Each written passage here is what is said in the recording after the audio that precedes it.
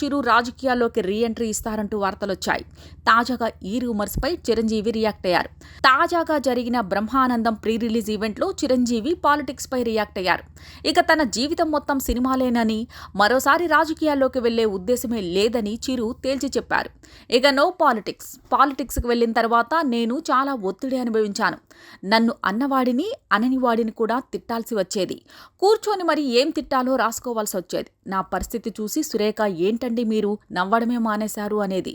అప్పుడు ఒకటే అనిపించేది, నాలో హాస్య గ్రంథాలు దొబ్బేశాయా అని. కానీ తిరిగి సినిమాల్లోకి వచ్చాక నాలో ఆ ఫన్ మళ్ళీ వచ్చింది.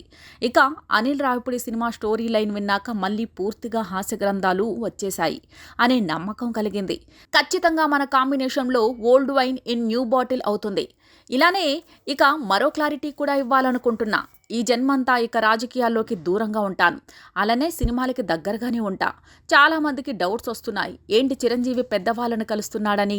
కానీ డౌట్ అక్కర్లేదు. పొలిటికల్గా వెళ్ళడం ఇక లేదు. పొలిటికల్గా ముందుకు వెళ్ళడానికి, నా ఆశయాలు సాధించడానికి, సేవ చేయడానికి పవన్ కళ్యాణ్ ఉన్నాడు, ముందుకెళ్తున్నాడు. నేను ఇక సినిమాలకే అంకితం అంటూ చిరంజీవి చెప్పారు.